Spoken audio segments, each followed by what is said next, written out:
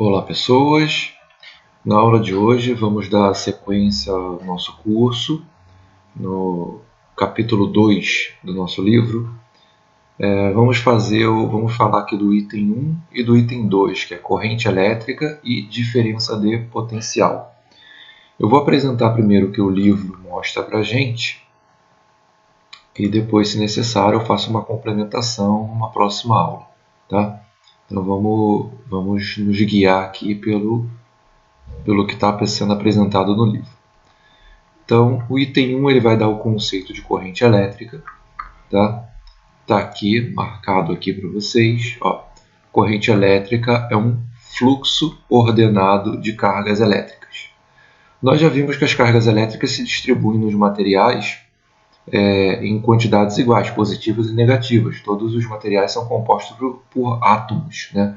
E os átomos apresentam carga elétrica na sua estrutura. Nos materiais metálicos, eu tenho o que a gente chama de elétrons livres. Quando um átomo de metal se liga ao outro, essa ligação forma elétrons livres.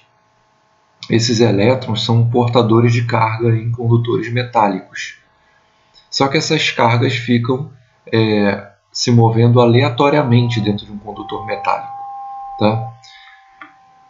Eu posso, de alguma forma, a gente vai ver mais na frente, tá? Através de uma diferença de potencial, fazer com que essas cargas se movimentem numa única direção, num único sentido. Então, vocês reparem aqui que todas as cargas estão se movendo mais ou menos para a direita.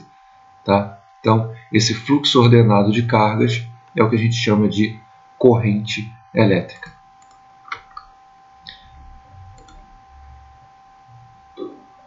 Aí a gente consegue entender melhor essa fórmula aqui, ó, olhando de novo para essa figura e entendendo a ideia de fluxo.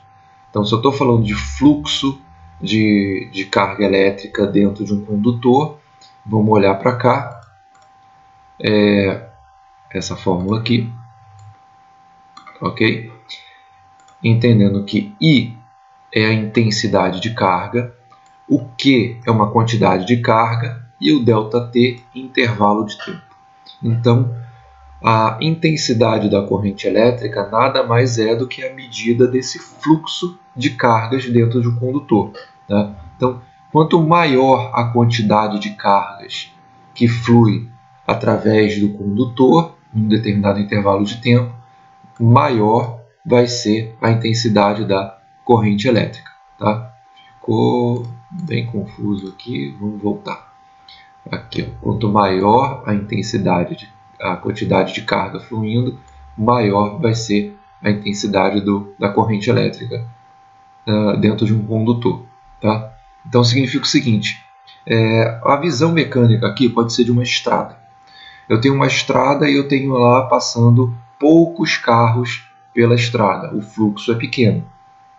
Agora, se você imaginar que a estrada está cheia de carros fluindo através dela, o fluxo aumentou. Então a ideia é essa mesmo, quantidade. Né? Quantidade de carga tem a ver com os portadores de carga. Quanto maior a quantidade desses portadores de carga, maior a quantidade de carga, maior a intensidade da corrente. Como a gente trabalha com quantidades de carga baixas, a gente já viu no capítulo anterior, né? A quantidade de carga é medida em Coulomb. E normalmente, quando se trabalha em processo de eletrização, essa quantidade é em milicoulomb ou microcoulomb. Essa ideia também passa para a corrente. As correntes são medidas em amperes no Sistema Internacional de Unidade. Tá? Aqui, ó. 1 ampere corresponde a 1 coulomb por segundo. Em circuitos residenciais, a corrente total chega a amperes. É só você ir no quadro de distribuição de energia elétrica da casa de vocês, vocês vão perceber que os disjuntores, que são nada mais do que, vamos dizer assim, interruptores de corrente, eles estão medidos lá, estão marcados, aliás, em amperes. 10 amperes, 15 amperes, 20 amperes. Tá? Isso com um circuito residencial. Se eu for isolar um elemento desse circuito, uma lâmpada, por exemplo, a quantidade de corrente consumida por uma lâmpada é baixa, relativamente baixa. Então ela vai ser na ordem aí de miliamperes. E dependendo do aparelho, sei lá, você está carregando o seu celular, o celular vai consumir uma corrente de microamperes. Tá ok? Então, dependendo da capacidade do aparelho ligado na rede, o consumo de corrente é extremamente baixo. Ok?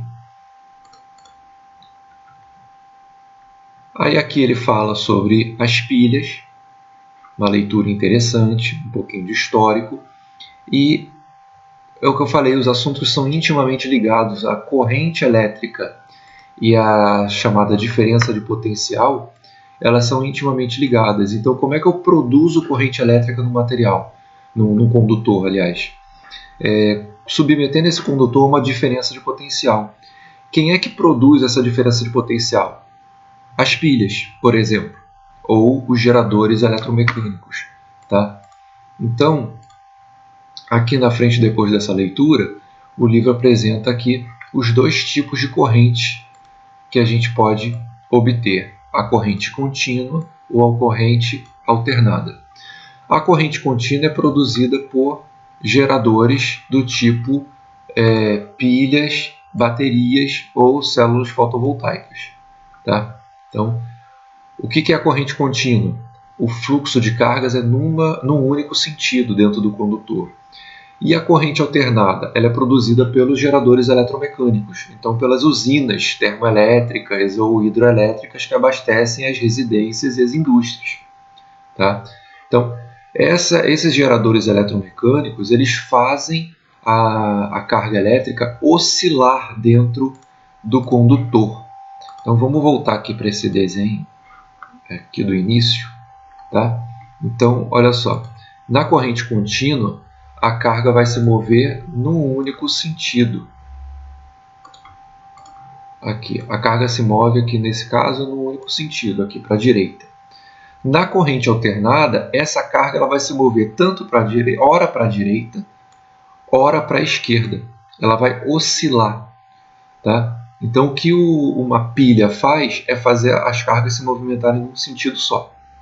E dar a volta no circuito e retornar para a pilha. Tá? Então, por isso que a pilha é utilizada basicamente, pilhas e baterias são utilizadas basicamente em materiais portáteis, porque a pilha tem que estar junto do material, junto do equipamento. Tá? Já a corrente que chega no circuito residencial é uma corrente alternada. O gerador está lá na usina hidrelétrica ou termoelétrica, fazendo com que as cargas da rede de distribuição oscilem, tá? Para um lado e para o outro, para um lado e para o outro, várias vezes por segundo, em ciclos de 60 Hz. É o que ele coloca lá no texto. Aqui, ó. Tá? Aqui, ó. Os ciclos de 60 Hz. 60 Hz são 60 ciclos por segundo, 60 vezes por segundo é essa oscilação. Tá? Por isso que o aparelho ele pode ser ligado e desligado da tomada. A tomada está fornecendo essa corrente elétrica 24 horas por dia, desde que não falte luz, né? falte energia elétrica. Mas a energia está disponível, vamos dizer assim, na tomada. Uma vez que você pluga o aparelho e liga, ele passa a funcionar. Tá? Então não tem necessidade da corrente elétrica circular no aparelho residencial e retornar para a usina. É isso que eu estou dizendo. Tá? Aqui vem os exercícios resolvidos. Vamos prestar atenção aqui nesses exemplos. Tá? Ele coloca assim, como especificamente o número 1. Quando uma lâmpada é acesa, 400 trilhões de elétrons atravessam seu filamento em 20 microsegundos. Sabendo-se que a carga de cada elétron é 1,6 vezes 10 a menos 19 coulomb, lembra a carga elementar, tá? É sempre esse valor. Determine a intensidade da corrente elétrica através do filamento. Então ele quer saber qual é a intensidade da corrente. Ora, se a gente for na fórmula da corrente elétrica, eu preciso da quantidade de carga e do tempo. Então não dá para aplicar essa fórmula diretamente se eu não tenho a quantidade de carga. Por isso, antes eu tenho que passar pelo cálculo da quantidade de carga. Então ele coloca aqui, ó, no lugar do N, tá? No lugar desse N aqui, os 400 trilhões de elétrons, 400 vezes 10 a 12, 10 a 12 é trilhões, e a carga elementar, que é 1,6 vezes 10 a menos 19. Multiplica número com número, potência com potência, tá? Você vai ter esse resultado aqui, ajustado em Coulomb, ok? Então faz aí 400 vezes 1,6, você vai achar um número, potência de mesma base aqui repete a base, soma o expoente. No caso aqui o expoente é negativo, você vai subtrair. 12 menos 19 vai dar o resultado aqui. Provavelmente ele ajustou aqui, tá? a vírgula. Pega esse resultado aqui, que é o valor da carga, substitui aqui, no lugar do Q. Então está aqui, 6,4 vezes 10 a menos 5. E esse 20 aqui, vezes 10 a menos 6, são uns 20 microsegundos. Está vendo? Micro é 10 a menos 6. Isso não tem jeito, gente. Tem que gravar. Toda vez que você vê esse prefixo aqui, micro, corresponde a essa potência 10 a menos 6. Então, 20 microsegundos. Trabalha número com número, potência com potência. Tá? Você vai encontrar 3,2. Refaçam esses cálculos no caderno. Se tiverem dúvidas, perguntem. Tá? Escrevam lá na plataforma, que aí eu tiro as dúvidas de vocês. Se necessário, a gente marca uma aula síncrona. Ok? Vou deixar um exercício aqui dos exercícios propostos para vocês lá na plataforma. Dando sequência aqui, geradores elétricos. Eu falei que para a gente produzir uma corrente elétrica, a gente precisa de uma diferença de potencial. Quem fornece essa diferença de potencial para a gente é um gerador. Tá? Como é que um gerador elétrico funciona? Ele funciona acumulando cargas. Tá? Um gerador ele vai acumular cargas de diferentes sinais em diferentes regiões. Então ele dá um exemplo aqui de uma situação de uma tempestade. Então, não vou ler o texto, depois vocês leiam, só vou explicar o esquema aqui que ele colocou. Então, na formação de nuvens aqui, em grandes altitudes eu tenho formação de nuvens, a temperatura é muito baixa e a pressão também é baixa. Tá? Então, o que acontece aqui é que o vapor de água, quando atinge essas altitudes, ele vai se transformar em gelo. Então, esse vapor a baixa temperatura e baixa pressão, ele forma cristais de gelo. Esses cristais de gelo, em atrito uns com os outros, com as gotículas de água que se formam também, eles se eletrizam. Então, eu tenho um processo de eletrização por atrito aqui nas nuvens. Tá? Esse processo de eletrização forma aqui um acúmulo de cargas negativas. Por indução, no solo, você vê a distância que tem aqui, né? É uma distância grande, mas por indução eu tenho cargas positivas sendo acumuladas aqui no solo. Tá? Só que o ar ele é um isolante elétrico. Ele vai segurar esse acúmulo de cargas até um certo limite. Então, todo material isolante ele tem um limite que a gente chama de permeabilidade dielétrica. Tá? Então, até o limite de acúmulo de cargas, quando ele for atingido, vai sofrer uma descarga elétrica, que é um relâmpago, né, vindo da nuvem para o solo. Essa descarga é o deslocamento dessas cargas que se acumularam aqui, de um polo para o outro. Okay? Então, é isso que ele explica nesse esquema aqui. E aqui ele fala aqui da rigidez dielétrica. Eu não lembro exatamente o que eu falei. A rigidez dielétrica, tá? De vários materiais, vários isolantes. Então vamos dizer assim, é o quanto cada material aqui consegue isolar de carga. Tá? Então aqui, a rigidez dielétrica do ar é de 3 vezes 10 a 6 volts por metro. Então o ar ele consegue, vamos dizer assim, acumular carga até uma certa quantidade que produza uma diferença de potencial de 3 milhões de volts por metro de distância. Tá? Vou tentar explicar melhor com essa visão aqui da pilha. Tá? Vou pegar essa pilha aqui. Aqui, o que eu tenho dentro dessa pilha é um material químico. Tá? Então ocorre uma reação química aqui, que vocês provavelmente já estudaram em química, como a reação de oxirredução. Essa reação de oxirredução, ela produz elétrons. Tá? Então essa reação química faz com que acumule elétrons num polo da bateria, consequentemente íons positivos no outro polo da bateria.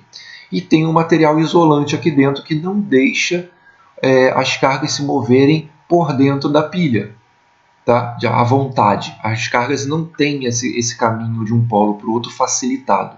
Então a reação química está acontecendo, está acumulando carga nos dois polos e as cargas não conseguem de maneira fácil passar entre um polo e o outro. Então quando eu ligo um equipamento numa pilha, essas cargas elas vão fluir pelo fio metálico ligado na pilha e não por aqui por dentro. Então aqui dentro tem um material isolante que tem uma rigidez dielétrica que é adequada para manter essa diferença de polaridade, aqui essa diferença de potencial elétrico entre os polos. Tá? Aqui numa pilha comum é geralmente 1,5 volts. Tá ok?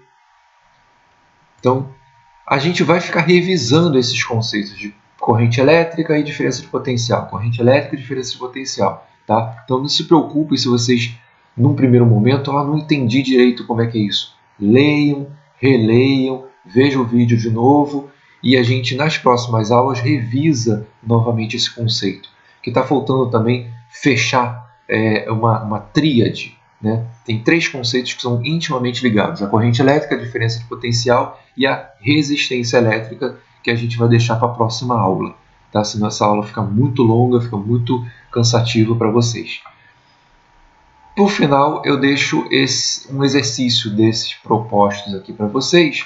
Então eu vou passar por um exercício resolvido. Aqui a número 1 é conceitual, leiam, né? Não vou comentar muito. Eu vou ver aqui uma dúvida que pode aparecer aqui na resolução do número 2. Tá?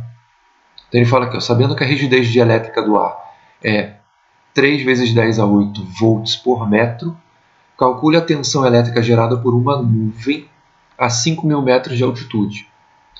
Que fórmula ele está usando aqui? Ó? Ele está colocando a diferença de potencial como sendo a rigidez dielétrica vezes a distância. É essa a fórmula que ele está usando. Ele não apresentou essa fórmula, mas é isso que ele está colocando aqui. Ó. Rigidez dielétrica vezes a distância, tá? Da nuvem até o solo.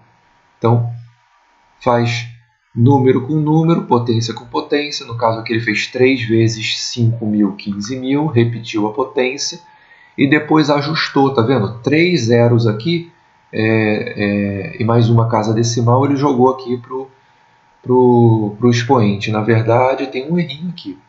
Tá? Se eu botar 3 zeros aqui vai ficar 15. Né? Ele aumentou só 3 no expoente, era para ter aumentado 4. Tá? Então, revisem aqui o cálculo, tá? Ajustem aqui. Então, 3 vezes 5 é 15, ok?